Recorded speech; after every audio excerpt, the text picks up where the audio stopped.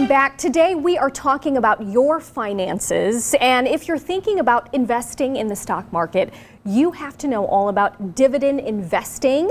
And John Pinchon from Foster Financial is here to explain a little bit more about it. John, it is so nice to see you. Nice to see you too. Thanks for having me. Of course. Okay, so today we're talking all about dividend investing, and this can be really lucrative.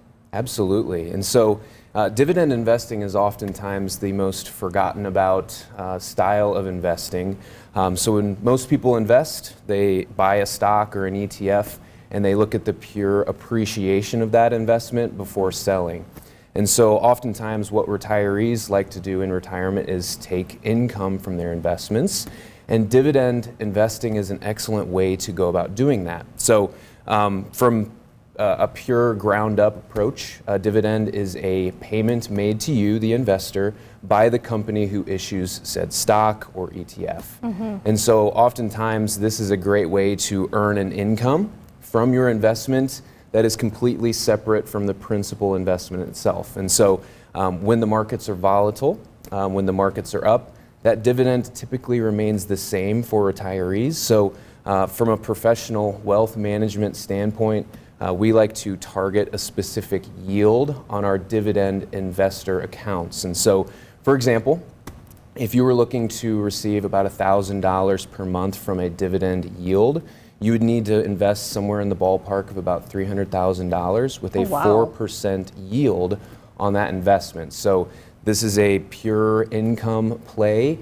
And so where the professional management side of things comes in is where what companies do we buy, how diversified do we need to be, and if a company doesn't pay a dividend anymore, where do we move that money to next? And a lot of people are looking at the market right now and things are looking uncertain and they're a little worried. So, if you want to go for a more stable approach, this is probably it, right? Sure, and there certainly are risks involved with investing in dividend stocks, but the income side of things, it's a nice thing to have because the income is set aside by itself, whereas your principal balance, that initial investment, can remain within the markets and sort of ride out the ups and downs that we've grown accustomed to seeing on the market. Yeah, and we're all trying to increase that retirement fund as well. I know most people have their basic 401k, but having something in addition to that is great. Absolutely. It's a great income source. Yes, it is. All right, John, thank you so much. And if you guys want more information on Foster Financial, you can find all of that on your screen right now.